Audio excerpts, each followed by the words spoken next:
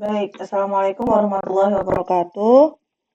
Eh, ini saya mencoba untuk membuat petunjuk ya, materi di pertemuan kita yang ke-10, uji sensori, yaitu analisis data 2 pada analisis multivariat. Pada ujian sensori, kita akan menggunakan analisis multivariat, beberapa analisis, tapi untuk mungkin kali ini saya akan mempraktekkan hanya satu saja. Nanti yang bisa kalian gunakan untuk menganalisis juga hasil praktikum. Baik, kita masuk ke tujuan pertemuan dulu. Nggak usah saya full screen ya. Mungkin nanti kalian juga sudah bisa melihatnya. Oke. Untuk tujuan pertemuan ke-10, mahasiswa memahami konsep analisis multivariat dalam uji sensori, dapat menjelaskan fungsi dan penerapan PCA. Jadi dapat menerapkan PCA, cluster analysis, dan MDS, kemudian juga mampu menginterpretasikan hasil pemetaan data sensori dan preferensi konsumen. Jadi untuk pengantar analisis multivariat dalam uji sensori ini, uji sensori itu menghasilkan banyak variabel ya, misalnya aroma, rasa, tekstur, kemudian ada mouth feel, ada aftertaste, ada macam-macam gitu kan. Perlu analisis multivariatnya karena variasinya itu multi, banyak. Jadi banyak variasi di uji sensori. Nah, metode multivariat itu membantu merangkum pola-pola, mengeksplorasi hubungan antara atribut dan produk. Jadi hubungan produk dengan atribut dan atribut dengan atribut yang lain. Gitu, baik. Bidang sensorimetris ini telah berkembang dengan penerapan teknik seperti PCA atau Principal Component Analysis, MDS, dan Cluster Analysis untuk data sensori. Nah, kita masuk yang pertama adalah Principal Component Analysis. Jadi, untuk yang pertama ini adalah analisis komponen utama. Apa komponen utama yang mempengaruhi atau berpengaruh nyata dalam satu jenis teh misalkan yang kemarin kita praktikumkan ya. Jadi teh ini tertentu gitu, terus dia itu komponen utamanya apa? Dia paling kenceng di mana? Di sensori yang mana? Seperti itu ya. Itu kita butuh PCA. Karena PCA ini dapat mereduksi dimensi data dengan memproyeksikan variabel ke komponen utama. Jadi variabel-variabel itu direduksi terus diproyeksikan untuk komponen utama, menjelaskan varian terbanyak. Itu apa? Dalam konteks sensori, atribut banyak, misalkan warna, aroma, rasa, tekstur, mouthfeel, body, dan lain-lain itu bisa dibantu dengan menggunakan PCA ini kan, analisisnya, itu membantu juga memvisualisasikan profil produk terhadap 2 atau 3 komponen utama, atau lebih gitu ya. Nah, outputnya biasanya adalah diagram yang kita sebut bernama biplot. Jadi ada beberapa cara, ya mungkin banyak ya caranya. Cuman untuk apa namanya memvisualisasikan hasil dari uji sensori kita. Salah satunya dengan menggunakan ini jaring laba-laba yang kita apa namanya kita bahas di pertemuan ke-7 metode uji deskriptif. Itu kan di akhir ada yang namanya spider web diagram yang di mana nanti teh A itu yang unggul di warna apa, teh B itu unggulnya di atribut apa, teh C itu seperti apa. Nah, itu ada di bisa kita pakai dengan apa namanya tuh spider web diagram. Mm. Nah, tapi di menggunakan PCA itu kita bisa menggunakan yang namanya plot. Jadi kita bisa menghasilkan data yang seperti ini nih, yang seperti ini. Jadi ya ini namanya plot. Nah, oke. Untuk basicnya dulu. Nah, ini nanti kita pakai ini aja, Principal Component Analysis. Untuk yang MDS dan Cluster Analysis, sepertinya hanya pengertiannya saja ya. Eh, saya belum sempat untuk membuat video. Mungkin nanti next atau bagaimana selanjutnya ya. Eh, boleh kalau misalkan ada yang pengen tahu dan lain sebagainya silahkan. Tapi kita concern ke PCA dulu atau Principal Component Analysis. Jadi basic konsep dari Principal Component Analysis ini ada apa namanya, ada prinsipal komponen yang dihasilkan dari penjumlahan eh, bobot dari variabel-variabel komponen itu. Jadi ada komponen yang Y1, Y2, YJ itu sampai seterusnya itu adalah akumulasi dari atribut-atribut ini. Nah, kalau kalian em, apa namanya tidak menggunakan alat bantu statistik seperti SPSS, nanti rumusnya akan panjang seperti ini. Nah, ini adalah contoh penelitian application of principal component analysis as a sensory assessment. Ini digunakan untuk mendeskripsikan fermented food product. Fermented food product di sini ada sekitar 1, 2, 3, 4, 5, 6, 7 ya, 8. 8 fermented food product, ada soy milk, soy curd, soy milk, cow milk, kue milk curd, ice cream dan apa ini idli, idli itu makanan fermentasi juga dan sauerkraut. Nah, atributnya ada banyak sekali. Kita kemarin cuma 7 ya. Ini ada 1, 2, 3, 4, 5, 6, 7, 8, 9 atribut. Nah, beliau ini menggunakan apa namanya Bplot untuk memvisualisasikan hasil dari uji sensori deskriptifnya yang berupa QDA itu intensitasnya gitu ya. Ini sumbernya kalian bisa cek untuk membaca lebih lanjut. Baik, jadi kita nanti akan langsung praktek saja, tapi menggunakan data dari praktikum kelas B, gitu ya. Sebelumnya ini adalah contoh Bplot. Bplot itu bisa area seperti ini, bisa juga pakai apa namanya nih, pakai garis, baik garis seperti ini. Nah, ini sebentar. Ini kalau yang ini itu beda-beda ya. Kayak kalau yang tadi kan apa sampelnya adalah fermented food, ya kan? Food fermented itu tadi. Yang kalau ini PCA with sensory of appearance of aroma, flavor, and texture of tamarind functional beverage. Jadi ada minuman fungsional dari asam tamarin gitu ya. Terus yang ke B ini external preference map. Ini beda maps lagi. Were obtained by partial least squares regression of descriptive data and respondent overall liking score. Ini kalau ini liking score, jadi kesukaan hedonik ya. Sensory attribute of the tamarind functional beverage juga. Jadi square itu sampelnya, kalau yang blue circle itu consumer, di blue circle ini consumer gitu ya. Red circle itu QDA attributes. Ya, oke. Bisa mungkin saya perbesar bentar ya. Duh, pecah juga sih. Baik, kita lanjutkan untuk Bplot. Bplot PCA sendiri itu memvisualisasikan dua hal, itu ada satu gambar di mana poin itu adalah mewakili objek, biasanya produknya atau panelisnya tergantung analisnya ya, produk atau ya produk-produk. Kemudian kalau yang vektor itu menggambarkan menggambarkan variabel sorry, yaitu atributnya, yaitu bitterness, aroma floral, astringency gitu dan lain-lain. Baik, untuk baca struktur dasarnya posisi titik produk dari titik-titik produk yang berdekatan, itu berarti produk-produk itu mirip menurut atribut yang dianalisis. Jadi misalkan ini ya, ini berdekatan antara karena yang titik-titik tadi antara penggunaan gula sakarin dengan neohesperidin. Nah, ini maka dia memiliki kedekatan atau mirip menurut atribut yang dianalisis. Nah, titik yang jauh itu juga menunjukkan produk yang berbeda profil sensorinya. Contohnya yang di sini misalkan stevia sama sukrosa itu profil sensorinya sangat jauh. Terus titik yang berada di kuadran yang sama dengan vektor atribut, maka produk itu cenderung memiliki nilai yang tinggi pada atribut tersebut. Jadi biasanya kalau dia ada di kuadran yang sama, sweet aroma sama sorry, neotama dengan bitter tea atau stevia itu memiliki atribut seperti turbidity, astringency, bitter taste, kayak gitu-gitu itu tinggi biasanya kayak gitu.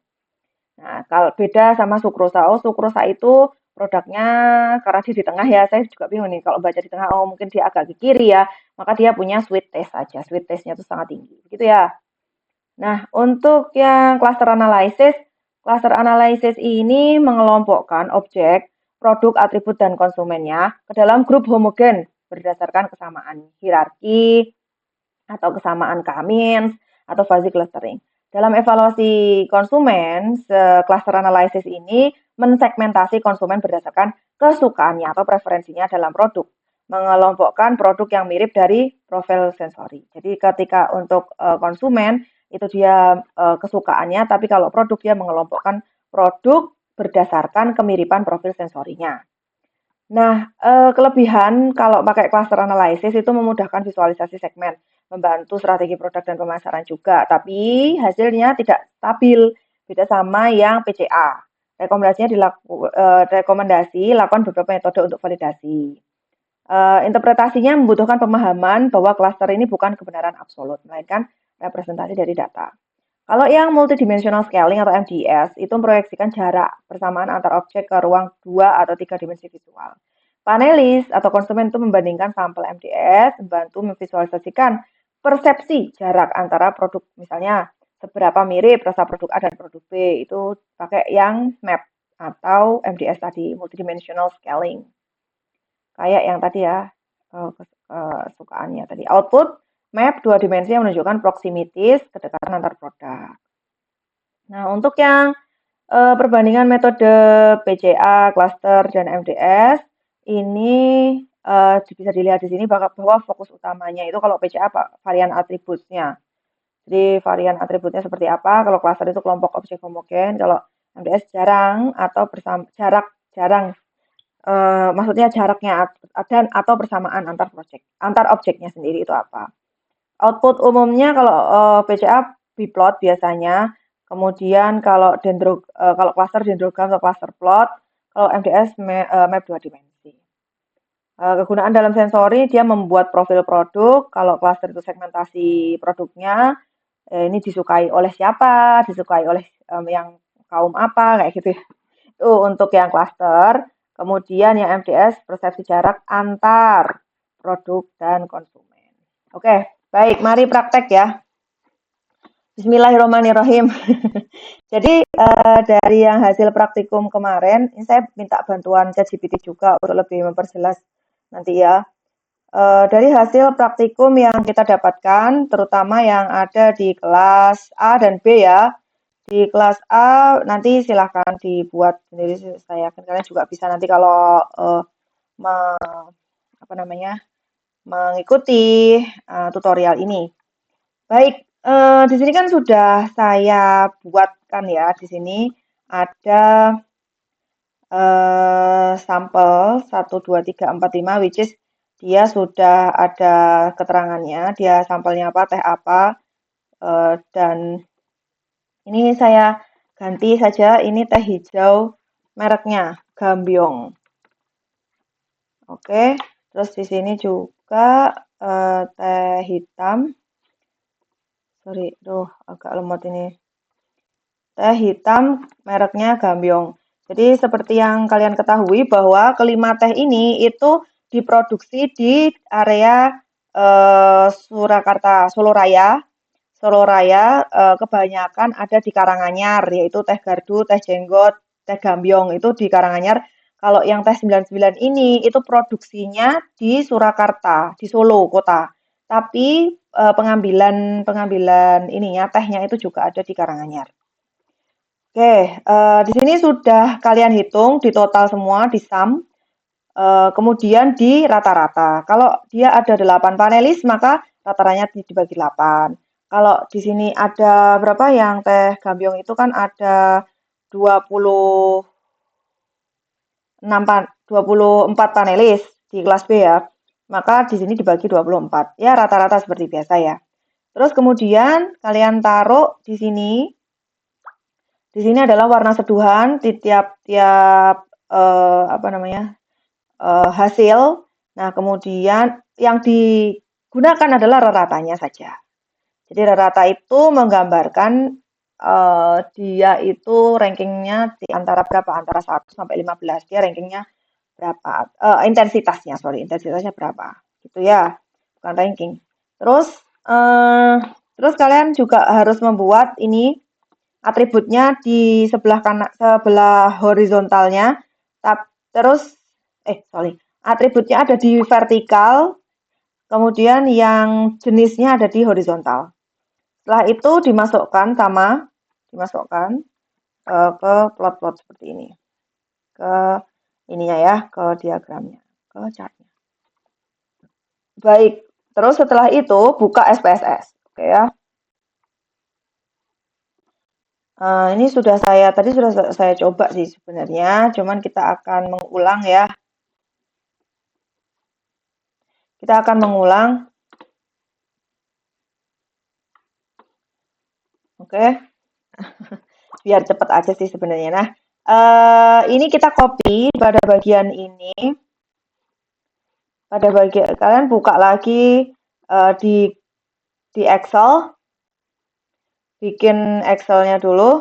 Oh, sebentar, ini ada yang kelewat ya. Jadi yang tadi itu visualisasi kan bisa pakai SPSS, bisa juga pakai yang web, ya, spider web ya. Yang ini yang atas ini adalah spider web. Jadi atribut itu ada di sebelah kiri, yaitu vertikal. Kemudian yang tadi kan, berarti kan yang ini toh.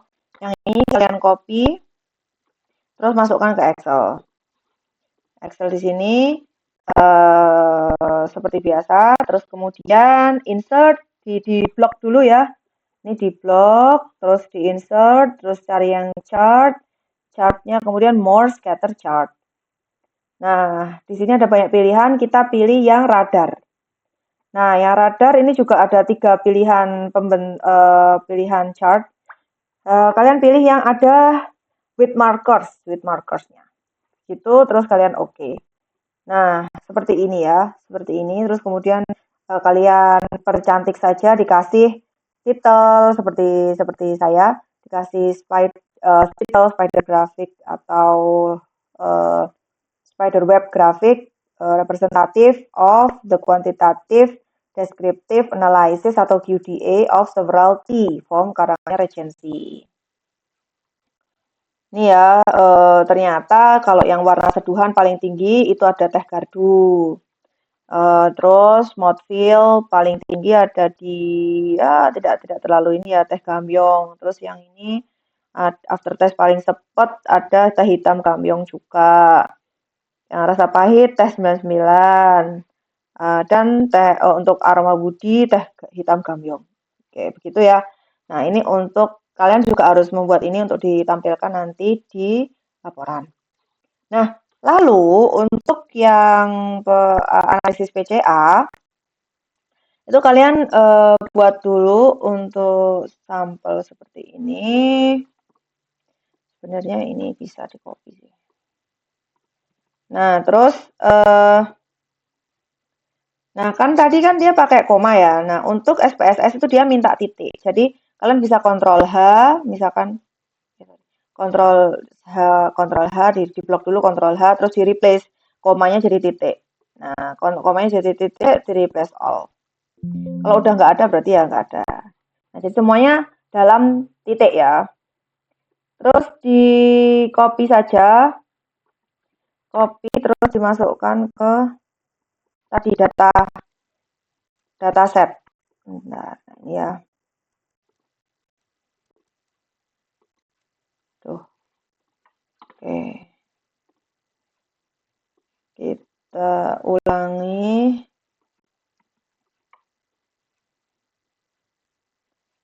Oke. Oke. Kita ulangi seperti ini ya. Pastikan tidak ada anomali di sini. Oke. Nah, sayangnya untuk nama sampel itu kita harus pakai nama-nama yang kita berikan tadi. Kita seperti di variable view. Jadi ini masih 1 sampel 2, sampel 3, sampel 4, sampel 5. Seperti itu, terus variabel view. Di variabel view di sini untuk teh, sama ya, namanya kita ganti semuanya. Kita ganti untuk nomor 1 tuh sampel, terus ada warna itu color ya. Color, terus woody, aroma roasted, bitterness, astringency. Tunggu. Astringency. Terus aftertaste dan body. Ini nanti kalian belum dapat ini. Soalnya belum. Aduh. Apa saya hapus dulu ya. Oke, saya hapus dulu. Yang sini juga tak hapus. Oke. Nah, di variabel view kalian juga harus mengganti tipe di baris pertama itu menjadi string, desimalnya 0 karena dia adalah kata-kata ya. Jadi nanti dia akan jadi tulisan huruf, jadi tidak menggunakan angka. Jadi misalnya nominal, line-nya left. Terus untuk yang measure ini juga kalian ubah jadi scale semua. Lalu untuk width-nya 8, desimalnya 2 saja. Baik, lanjut.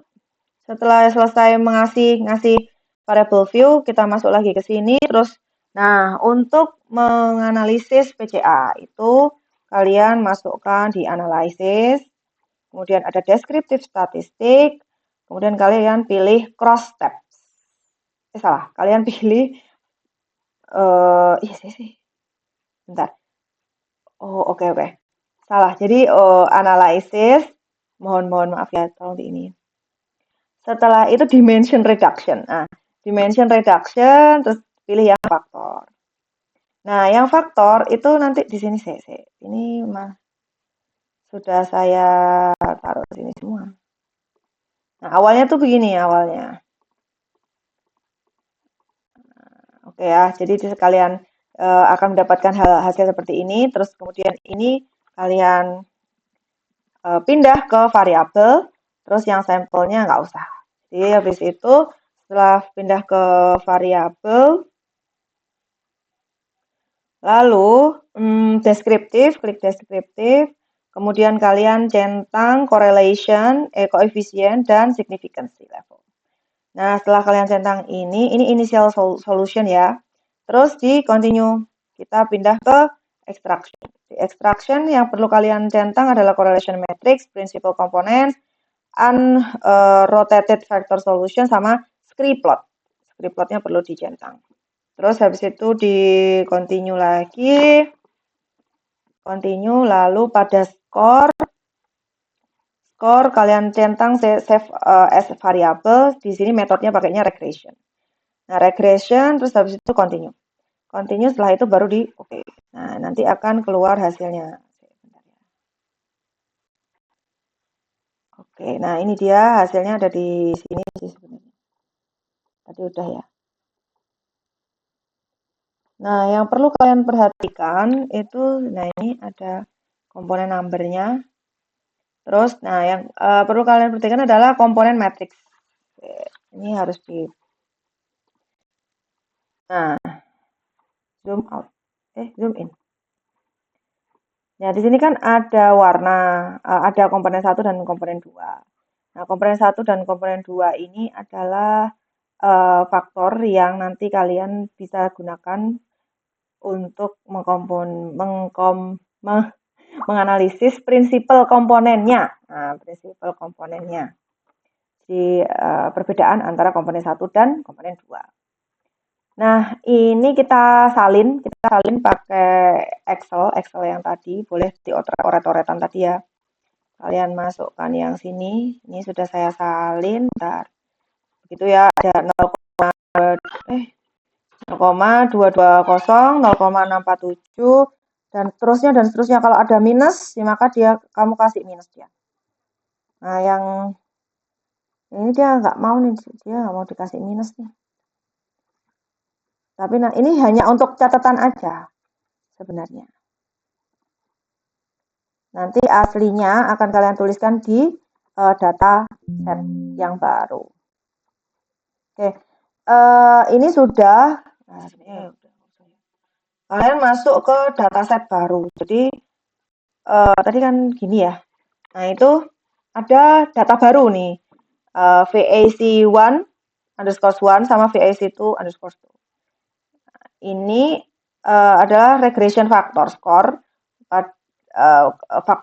regression factor score 2 pada PCA kita, analysis one.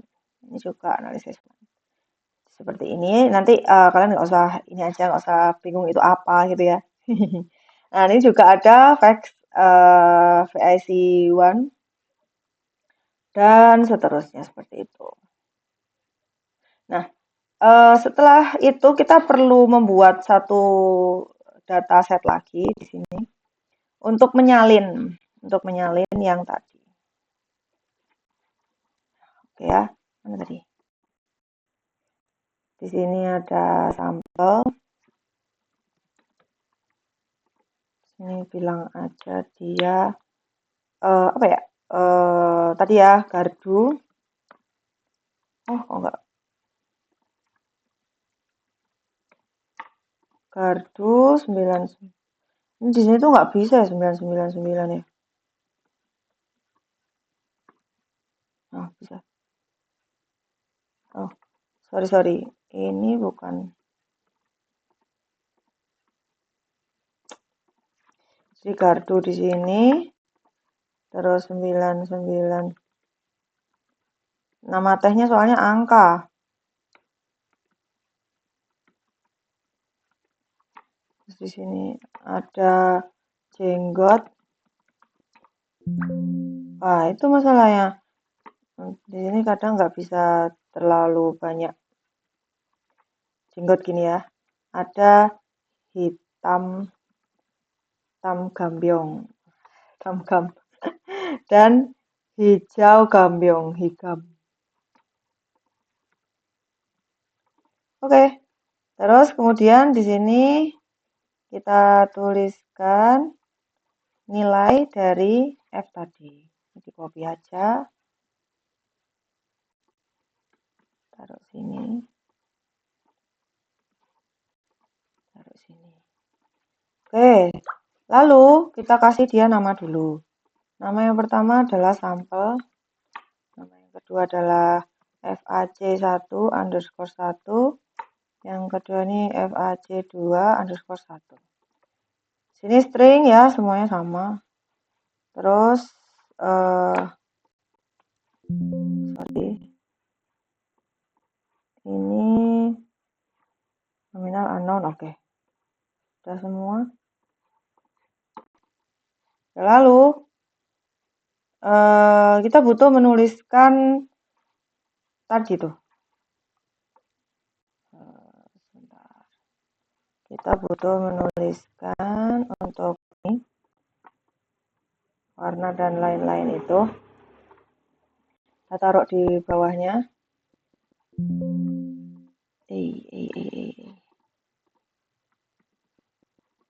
Mau dia ya. Maksudku aku nggak usah nulis lagi gitu. Nggak mau. Oke, baik. Oh. Sorry. Aku harusnya buka yang ini ya. Buka yang tuh berantakan sekali. Nah, yang anti-top tray. Ini saya taruh sini dia. Nah.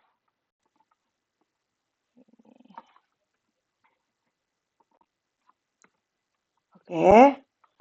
Terus yang tadi nilai yang ada di Excel tadi, yang ini tadi, itu di copy, dipaste di variabel yang sebelahnya. Ini ya, karena tadi sudah saya tulis supaya cepat. Terus tinggal kopas aja. Tapi nanti kalian harus tulis satu-satu. Nah, yang minus tuh hasilnya jadi seperti ini. Minus hasilnya jadi seperti ini. Oke ya. Jadi ada minus titik 25, minus titik 14. Itu karena dia 2 angka di belakang koma saja. Nah, setelah itu kita tinggal masuk ke membuat bplot, membuat grafiknya. Kita perbesar lagi. Untuk membuat grafiknya, kalian perlu mengklik graf. Kemudian ada legacy dialog. Nah, ini ada banyak apa namanya chart ya, grafik. Kalian bisa pilih yang scatter. Kemudian pilih yang overlay. Overlay karena ada dua ya. Overlay, scatter, kemudian define. Nah, ini kalian masukkan FAC1_1 ke Y variabel, kemudian yang ini ke X variabel. Oh. Saya belum kasih dia nama ya. Sorry. Ini kasih nama dulu. Variabel view. Ini harus dikasih nama dulu.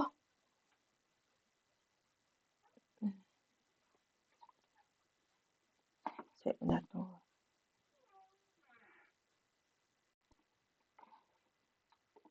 Ini tadi komponen ya, komponen underscore 1, yang ini komponen underscore 2.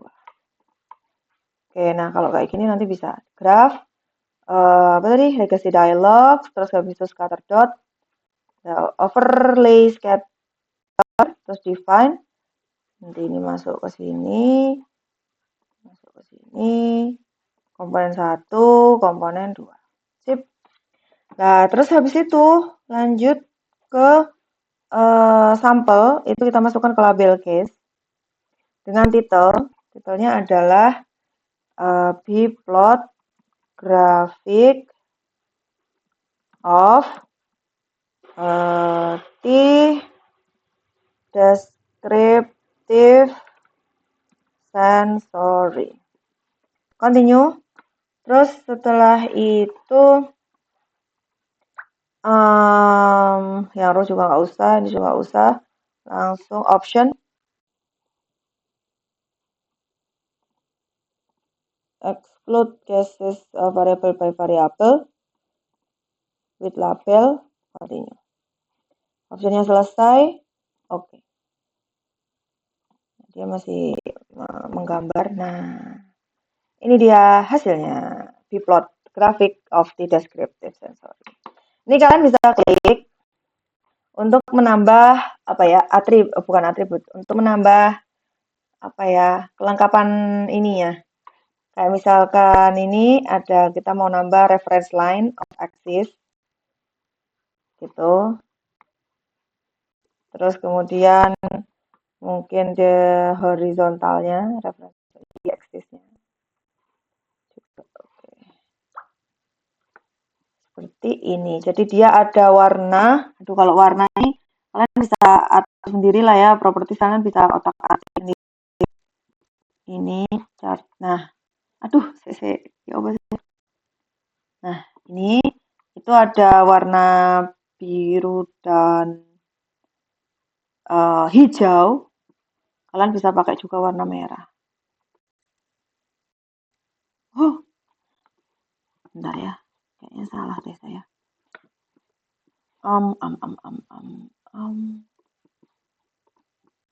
Oke, pattern. Enggak ya. Ini fill border, bentar. Chart size, fill border, variable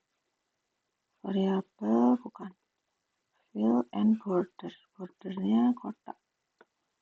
Patternnya itu. Oh, ini ya. Ini. Bisa round, bisa square, bisa badut. Ini kalau saya mau pakai square misalnya.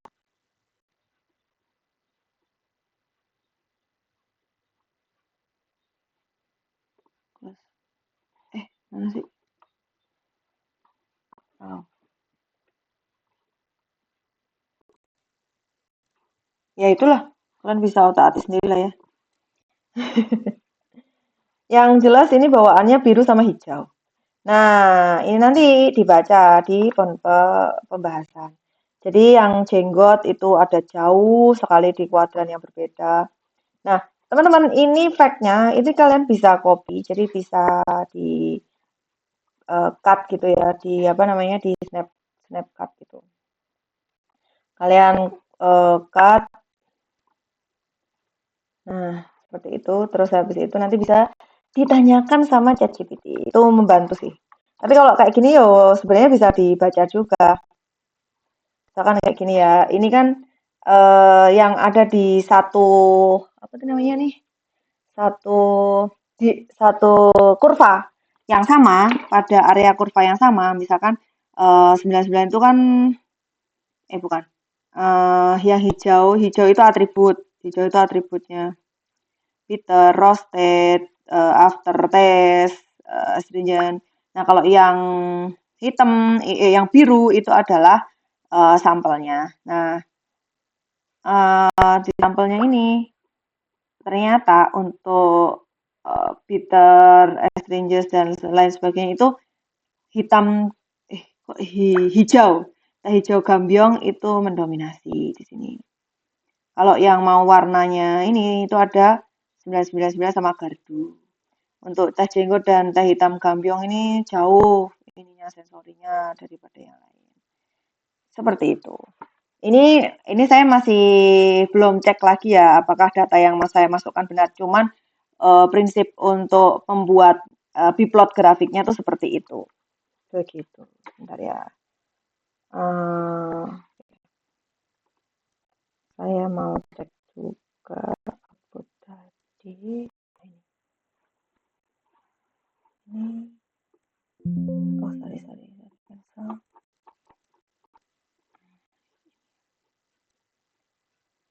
Nah, ini yang saya coba lihat tadi, itu kebalik malah. Kalau yang hijau itu yang jauh ya, jenggot juga jauh. Yang nomor 5, apakah saya salah memasukkan ya? Nanti kalau saya salah memasukkan data, itu dia akan berbeda di plotnya. No kan, ya kan? Nomor 4 tuh harusnya hijau, teh hijau gambiong. Nomor 5 itu harusnya teh hitam gambiong. Jadi hasil yang tadi saya plot itu masih salah ya, yang saya contohkan. Tapi sebenarnya ada yang benar gitu.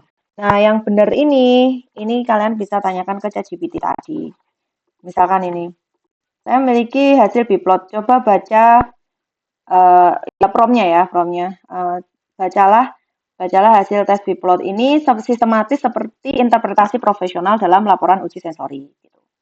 Jadi ada gambaran umum. Gambaran umumnya grafik biplot ini menampilkan dua komponen utama. Menggambarkan variasi antara sampel tes 1 sampai 5, menggambarkan atribut sensori, warna, mode fill. Nah, itu tuh kayak gitu. Dia bisa membaca hasil biplot kalian.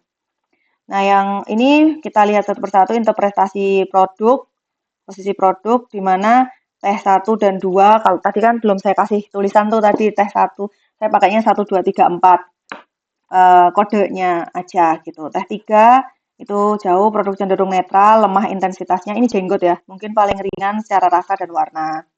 Nah, kalau yang teh 4 itu berlawanan arah dari atribut utama, paling lemah rasa pahitnya, cepat roasted-nya paling lemah, karena dia teh hijau kan, aftertaste-nya rendah.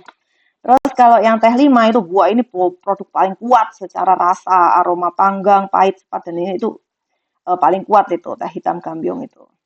Nah, hubungan antara atributnya bisa juga dilihat seperti ini. Terus kesimpulan umum dan interpretasi praktis. Jika target pasar mempunyai teh kuat dan beraroma roasted, maka sampel 5 adalah pilihan ideal. Jika preferensi konsumen itu warna bening, rasa ringan, itu 1, 2. Sampel 4 itu berpotensi menarik untuk segmen mild tea atau teh hijau ringan. Begitu ya hasil analisis kita. Semoga kalian bisa paham. Mohon maaf kalau masih gerada-geruduk ya tadi agak loncat ke sana kemari.